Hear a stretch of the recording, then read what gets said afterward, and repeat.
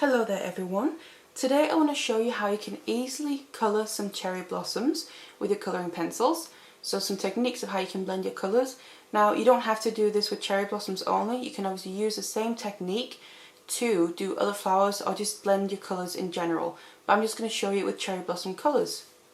So what I'm just going to do first of all is tell you the specific colours that I'm going to be using. Now here I'm using the Polychromos from Faber Castell. That's what I'm going to be using in my colour pencils. Now I'm going to tell you the specific colours I'm using, but that doesn't mean you have to use those specific ones, because first of all you might not have those in the Polychromos, or you might use a different brand. So it's more just meant as a guideline, but in case you do have them, what I'm going to be using is light magenta, light purple pink, fuchsia, magenta, and these are kind of for the main flower, and this one is a cadmium yellow, and I'm just going to use that for the very centre of the flower. So like I said, you can either use these ones or just get a similar kind of range of colours, but if you want to use some different tones as well. And then I'm just going to be using this colouring book to demonstrate in. So the Millie Marotta Tropical Wonderland is the one I'm using here, because I found a page in here that I've started colouring where immediately it's got flowers on it and it just immediately screamed that cherry blossom flower to me. So that's what I'm going to be demonstrating in. So this is then the page that I'm going to be colouring in on, and you can see I've already started doing a lot of the flowers there, because those are the flowers that first thought that popped into my head on this image was to make them into more kind of a cherry blossom flower. So I'm going to be showing you on just one of these flowers here. So just zoomed in on this flower here that I'm going to be showing you on. And I've got my four main colours that I'm going to make for the flowers there, so the petals and the flowers. Now all you want to make sure to do really is I have the four tones ranging from dark to light, because that's how I want to achieve this effect. On the inner part I want the dark to then fade out into a lighter on the outer part of the petals. So then what I start out with is I take my very lightest one first, and then I'm just going to show you on one petal here because it's the same all the way around. I then start by basically giving it a light coat of this colour all the way over the petal, and I'm not pressing hard yet, I'm doing it quite lightly, just by getting a basic coat of the lightest colour down first, because that's also going to help me blend into the other ones, because I want to make sure the colours blend together seamlessly, even though there's a bit of a big jump between some of them.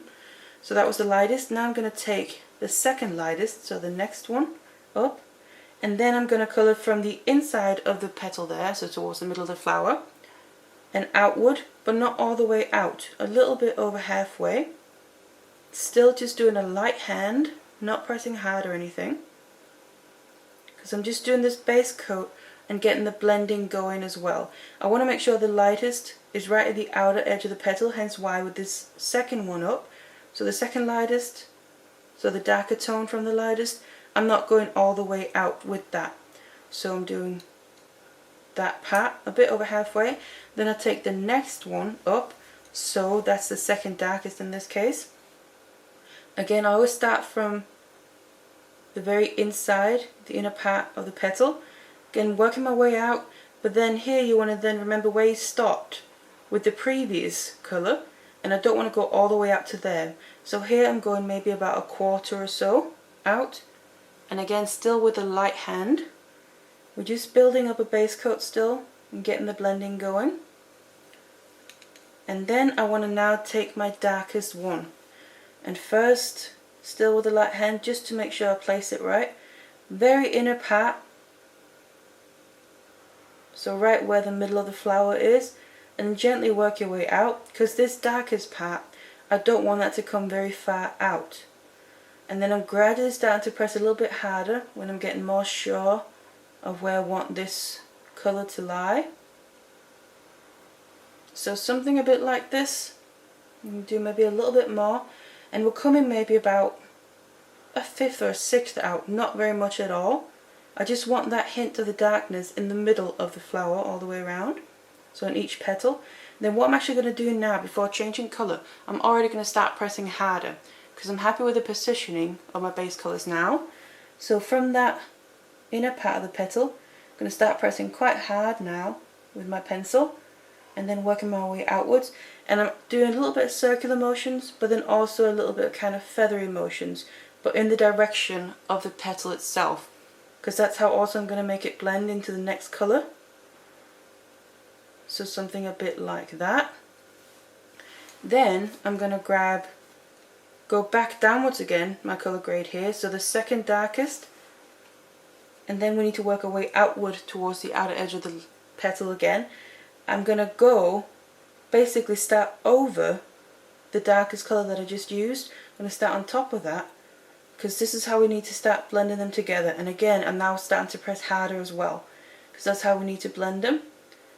And we blend them by kind of, again, feathering them into each other and going a little bit in circular motions, because we need that graduation between the colours. And you're working your way out to about the same point that you did when you laid down the base coat that I showed you first, where we had a light hand. And again, when you get to the outer edge on here, you want to do the same thing. Use circular motions, and then on the outer edge, just do a bit of feathery up and down in the direction that the petal is going. Something like that, and we can always go over it again. And then I move down one again, so the second lightest one. Same principle. Start with going over the one that we just did. That's how we make it blend. Do circular motions to make those two blend together. Then working your way outward, so this colour is going to stand out on its own. And again, out to about the same point as we laid down the base coat with the light hand. And again, I'm still then pressing fairly hard now, because this is then basically the final layer that I'm going to do. And we can still go over it again, but I started out with a light hand as a base coat with all the colours, and then now I'm really laying down the colour by pressing harder. Like that, and just feather the edge of it. Now I'm going to move to the lightest one, and we do the same thing. Start blending the previous one we just did all the way out to the edge, and here it's obviously just filling in the rest of the petal with this colour. So you have the lightest one right on the outer edge. And then what I also like to do with this lightest colour is go over the whole petal again. So all you do is go all the way back to the top where you have the darkest, because that also really helps blend it all together. Still pressing fairly hard, as you've been doing throughout the whole second layer here. And this just really helps it all blend nicely together.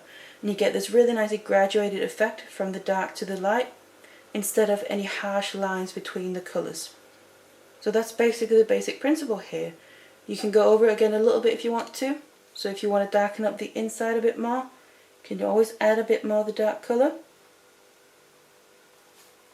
And adjust any other layers if you want to. But otherwise, once you've then all done all your adjusting here, then you'll have the finished petal there. And that's basically how you want to blend these kind of colours to get this kind of cherry blossom effect to your flower. You want to just repeat that all over, of course. But then it's a pretty simple blending technique here. You can do this to blend multiple colours together and get this nice graduated effect from dark to light. So that's how you would make all the petals here. Now the yellow one that I showed you, all I'm going to use that for really is just for the centre of my flowers. But that's obviously up to you what you want to do with that. I'm just going to make that right in the centre there. So it'll be more like some cherry blossoms would be. You get your nice yellow colour right in the middle. But the main part was really the petals out here. So this was just a little tutorial just to show you how you can make, in this case, some cherry blossoms with these colour choices. But you can really use the same technique with any other kind of colours that you want to, just to get this blending effect from dark to light. So I really hope that you enjoyed this and that it was helpful for you as well. And thank you very much for watching.